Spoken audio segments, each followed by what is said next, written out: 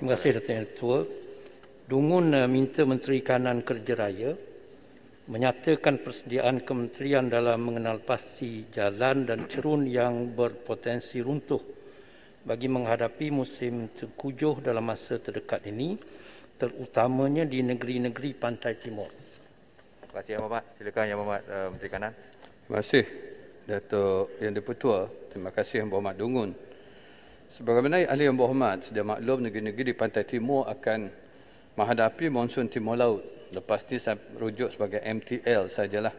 Yang mana pada kebiasaan akan bermula pada bulan Oktober sehingga Mac tahun berikutnya dengan beberapa siri kejadian hujan lebat dalam tempoh tersebut.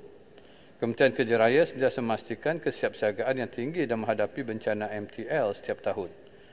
Semua JKR negeri dan daerah telah diarahkan untuk melaksanakan langkah berjaga-jaga dan membuat persiapan yang rapi dari aspek tenaga kerja, jentera dan logistik.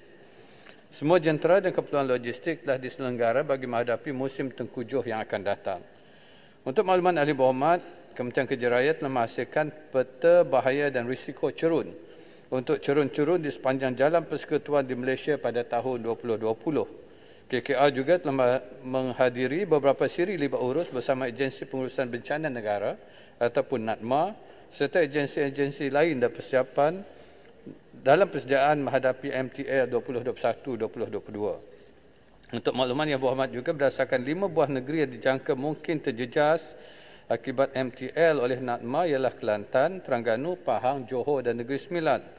Sebanyak 1,474 bilangan cerun yang mempunyai tahap bahaya sederhana sehingga sangat tinggi telah dikenal pasti melalui peta bahaya dan risiko cerun.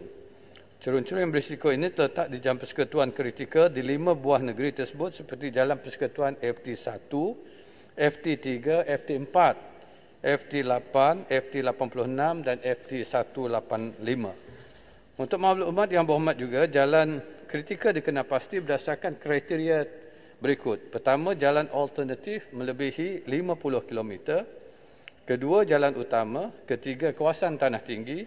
Keempat, bilangan cerun berkategori very high dan very high hazard dan high hazard yang banyak dan laluan yang sering berlaku cerun runtuh. Untuk makluman Yang Berhormat juga, Kementerian Kerja Raya bersama Cawangan Kejuruteraan Cerun JKR telah memasang sistem amaran awal tanah runtuh di lokasi-lokasi berisiko melalui penggunaan sistem telemetri yang akan memberi amaran awal apabila rainfall index pada tolok hujan yang telah dipasang melebihi tahap amaran. Terdapat 48 stesen tolok hujan di seluruh Malaysia di mana 36 stesen terletak di semenanjung Malaysia. Tolok hujan ini dipasang di jalan persekutuan yang berpotensi berlaku cerun runtuh seperti FT59, FT185, FT4, FT55, FT105 dan beberapa laluan kritikal lagi. CKC juga akan memberikan amaran awal pada JKR daerah berdasarkan data hujan yang diperolehi daripada sistem amaran awal tanah runtuh dan data pergerakan cerun yang dipasang pada cerun-cerun yang berisiko. JKR daerah akan melakukan rondaan selepas berlakunya hujan lebat ke kawasan-kawasan yang kena pasti berisiko tinggi berlaku tanah runtuh. JKR akan mengaktifkan Bilik Gerakan Bencana ataupun singkatannya Big Band apabila berlaku sistem musim tengkujuh bagi memantau dan menyebarkan info kepada pengguna jalan raya. Untuk maklumat ahli berhormat juga, KKR melalui program Public Awareness dan Education telah membuat edaran maklumat kesedaran terhadap tanda-tanda awal tanah runtuh yang telah diterbitkan dalam akhbar-akhbar utama nasional. Di samping itu, kita juga memantau cerun di kawasan Lebuh Raya, khususnya di kawasan Lebuh Raya Kuala Lumpur Karak, iaitu Lebuh Raya Pantai Timur Fasa 1 dan juga Lebuh Raya Pantai Timur Fasa 2. Lebuh Raya KLK adalah lebuh raya yang paling kritikal yang terletak di kawasan berbukit dan dikelilingi cerun-cerun yang berisiko tinggi.